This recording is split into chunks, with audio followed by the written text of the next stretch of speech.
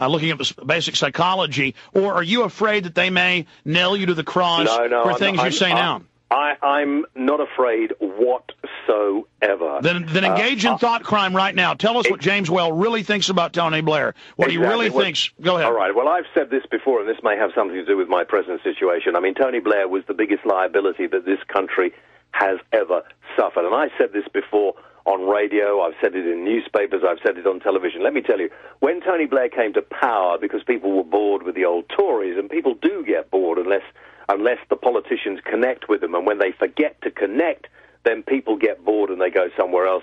Tony Blair came in with his grinning smile and his lying ways, and he ruined the country. He came in with £50 billion in the chest, in the black, and he left office with something like £100 billion in debt. Most of this because of his ridiculous relationship with your George Bush, and the fact that they took us into this illegal war in Iraq and Afghanistan, where we are allowing our men and women to be killed.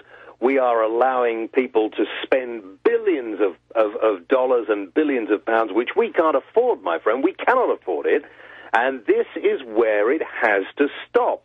You know, the people of Britain, and I dare say a lot of the people in America, when they learn the truth, did not want us to go to war. They didn't see any reason why we should flatten Iraq, why we should kill so many innocent people and allow so many of our people to be killed. Somebody has got to speak out. It's got to stop. And we actually have the power if we did but know it. But if the people on the airwaves aren't allowed to ever say their views, how are the people ever going to get together? This is designed to neutralize the people having their will heard in government. I mean, it's that simple. Yeah. I mean, you know, it's the same in America, I presume, as here, that if you are writing in a newspaper, you can say whatever you like. You can have a view on anything. So, therefore, why is the radio and the TV, to a certain extent, different? James, how did this go down when they called you in and fired you for your thought crime? Well, they didn't. They phoned me up and told me. They didn't call me in. And what did they say? I mean, how did it go? Well, they just said, "Listen, James, very sorry, but we can't. You know, you're going to have to go. We can't accept this sort of behavior." And that was it, really. I mean, I said, "Oh, right, okay." I was a bit shocked, I have to be honest with you. James, we cannot accept this type of behavior. Free speech in England. What do you think this is, a free country? Run him through immediately. You have to understand that at this particular moment in time, I can't say much about that, obviously, because my lawyers are looking over it. I understand, but is there any chance, I mean, to get you back on air? I mean, I would imagine, I mean, being on the same station for, I mean, close to 15 years, that has got to really, a huge audience has to really upset all of your fans. I bet they are just who do they replace you with? I don't know. I mean, I think that they haven't even thought that far, and they'll replace me with somebody who is a very safe bet. Well, what do they have on the air right now? Say again? What do they have on right now? Do you know, when I never have bothered to listen when I'm not on. If I'm not on, if I'm on holiday, I'm not one of these paranoid people who listens to see whether the guy on instead of me is any better or any worse. No, but I mean, I would want to know at least. I mean, they probably got somebody in there doing sewing lessons, or how to play patty cake, or how to lick black boots, or how to worship a surveillance camera. I mean, you now have surveillance cameras that shout orders at you. It sounds like freedom to me, James. I don't know, and I don't care. If they decide that the public would like to have me back on air, then maybe they will say, "Listen, James, you know, perhaps we can come to some arrangement. We can bury the hatchet." I don't know, but I do know that I will continue to improve the presence and improve the sort of free radio, if you like, that we can get on the internet without interference. Well, I agree, but this sounds like Vladimir Putin, where he fires people from private stations because he doesn't like them. I mean, is the UK like Russia? No, the UK, the radio stations have no choice. They are told by this organisation, Ofcom. So it's Russia. It is Russia. Let's admit what it is. Hand out the licenses to broadcast. If you don't do what we tell you, we will take your license away. Well, that is obscene. That needs to be abolished. England needs to be free, and the creatures that are running it, I mean, your establishment is totally trying to enslave you. I mean, there's no doubt they're squeezing the peasantry. And I'm going to be living in the woods hunting with my bow and arrow just to keep myself alive for the next few months.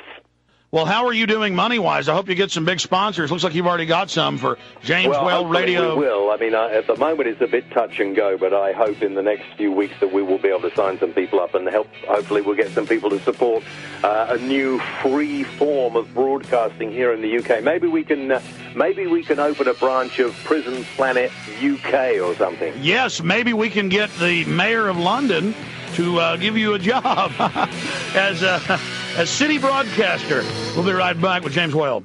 Final segment, we'll have to have James Whale pop back in with us in the next few weeks. For those that listen on the internet at Infowars.com, we will be rebroadcasting the full 4 hours of the radio show back-to-back as soon as it ends for all the AM and FM affiliates. We'll be back live tomorrow, 11 a.m. to 3 p.m. Central Standard Time, 4 hours live. Who we'd have on today? The start of the show, Jim Tucker, Mole's Inside Trilateral Commission. Exactly what they're up to. He's proven to be deadly accurate. That's going to restart in about 4 minutes. And then we've got David Rothkopf. He is the head of Kissinger & Associates, top globalist, openly calling for world government. Had him on for 30 minutes with us. Unbelievable interview. Then Mike Rivero, investigative journalist. Joseph Stryzak, who was Deborah Jean Palfrey, the D.C. Madam's friend, managed the building she lived in, where she said men were after her, trying to kill her. And guess what? I just came in on the fax machine, Park Lake Towers. I have, from him, the letter she sent with her interest to buy the condo for $199,000, Unit 207, with her handwriting. I happen to have her handwriting, not the contract, but the cover sheets. And let me just tell you, it does not look like a good fake. Whoever did this tried to copy her handwriting, but it is not the real McCoy. A professional copier did not do this. Not that I'm a handwriting expert, but I've seen TV programs on it, and I'm an artist, and I know how to look at the letters, and it's not the same. Different person, big time. Oh, man, this is really, really bad. But it doesn't have to be that fake for the population. So we're going to be having this scanned in up on JonesReport.com and a report on it for everybody in the next few hours. Also, PrisonPlanet.com. But remember, retransmission on the Internet starts in about 3 minutes at Infowars.com. You'll want to tune in to hear Jim Tucker and the rest of it. James Whale, in closing, JamesWhaleRadio.com. We salute you for not backing down from the censors. And we say, may you rise again, greater than ever, to defeat the enemy. When I heard you the last few years get more hardcore against the New World Order, and one of the only show taking me serious in the UK, I wondered just a few weeks ago when I was on how you were still on the air. I guess you got sacked a few days after that? Well, yeah, a couple of weeks now. But thank you, Alex, very much indeed. It's a pleasure to be on your program. I love to talk to you. I love to listen to your show. And I'm a huge fan, as you know. Well, we're a fan of what you're doing. We're a fan of you fighting the European Union taking over England. In closing, they said that with the European Constitution, they promised you'd be able to vote on it. Then they lied and didn't allow that. 80+% in the polls. I mean, you live there, you know better than I, but most polls I see are 80+% are against the European Union. Why are you still being sucked into it? We have no choice. We have not been allowed to have our say. I suppose, it's like everything else. If you went to the polls and you said, do you want to bring back capital punishment, which we don't have in this country, the majority of people would say yes.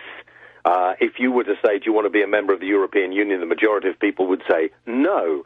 If you would say, do you want to cut the tax on fuel, the majority of people would say yes. So I'm at a loss to know, Alex, where democracy actually is anymore. Well, I mean, that's it. They tax you to social engineer and destroy the middle class so they have full control, and then they order the police to not stop real criminals, but to go out and write you tickets, so you beg for more police so that they can write you more tickets. James Whale, radio show starts in about 2 minutes at JamesWhaleRadio.com. Thank you for spending time with us. Thanks a lot. Talk to you soon, Alex. Good night, everybody.